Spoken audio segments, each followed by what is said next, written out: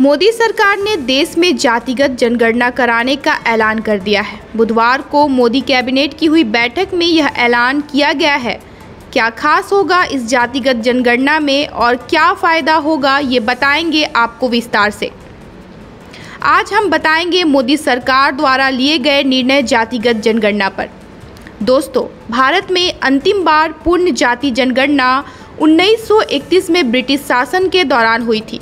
उस समय देश में कुल 4147 जातियों की जनगणना की गई थी और अन्य पिछड़ा वर्ग यानी ओबीसी की आबादी 52% थी।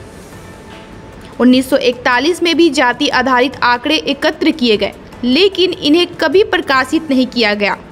1951 के बाद से केवल अनुसूचित जाति एससी और अनुसूचित जनजाति एसटी की आबादी के आंकड़े ही एकत्र और प्रकाशित किए गए। 2011 में सामाजिक, आर्थिक और जाति आधारित आंकड़े socio economic and caste census एकत्र किए गए, लेकिन ये आंकड़े भी सार्वजनिक नहीं किए गए।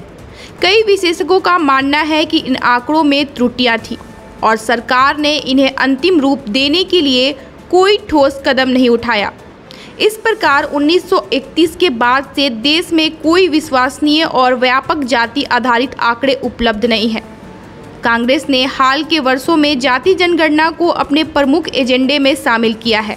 पार्टी अध्यक्ष मल्लिकार्जुन खड़गे ने प्रधानमंत्री नरेंद्र मोदी को पत्र लिखकर तत्काल जाति जनगणना की मांग की।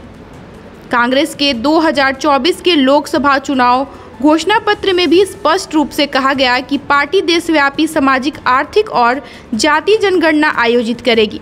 राहुल गांधी ने कई मौके पर इस मुद्दे पर जोर शोर से उठाया, यह कहते हुए कि जाति जनगणना दलितों, आदिवासियों, ओबीसी और अल्पसंख्यकों की वास्तविक स्थिति को सामने लाएगी। 2010-11 में बीजेपी ने जाति जनगणना का समर्थन किया था। लोकसभा में सुषमा स्वराज ने पार्टी का रुख स्पष्ट करते हुए कहा कि बीजेपी इस मुद्दे पर एकजुट थी।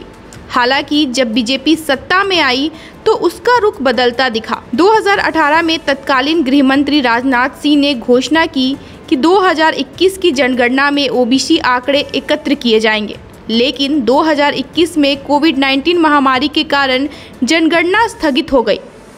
बता दें कि केंद्र सरकार ने स्पष्ट किया कि जनगणना में केवल एससी और एसटी आंकड़े के एकत्र किए जाएंगे। बता दें कि समाजवादी पार्टी के अखिलेश यादव ने 2024 लोकसभा चुनाव से पहले जाति जनगणना की मांग की, तो बहुजन समाज पार्टी के मायावती ने केंद्र से देशव्यापी जाति जनगणना की मांग की थी। वहीं तमिलनाडु में डीएमके ने कहा कि जाति जनगणना आरक्षण को मजबूत करेगी। जनता दल यूनाइटेड के नीतीश कुमार ने भी जाति जनगणना का समर्थन किया, तो आम आदमी पार्टी संजय सिंह ने कांग्रेस की मांग का समर्थन किया। वहीं ओडिशा में बीजू जनता दल के जाति जनगणना और 50% आरक्षण की सीमा हटाने की मांग की है।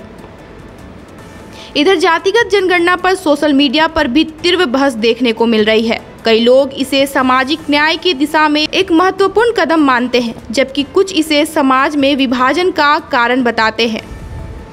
सोशल मीडिया प्लेटफॉर्म पर हैशटैग जैसे कास्ट सेंसस और हैशटैग सोशल जस्टिस ट्रेंड कर रहे हैं, जहां लोग अपने विचार साझा कर रहे हैं। जातिगत जनगणना का मुद्दा भारत में सामाजिक न्याय, राजनीतिक रणनीति और सामाजिक संरचना के संदर्भ में अत्यंत महत्वपूर्ण है। विभिन्न राजनीतिक दलों के दृष्टिकोण, सामाजिक मीडिया की प्रतिक्रिया और जनता की अपेक्षाएं इस विषय को और भी जटिल बनाती है। आने वाले समय में यह देखना रोचक होगा कि सरकार इस देश में क्या कदम उठाती है और समाज पर इसका क्या प्रभाव पड़ता है।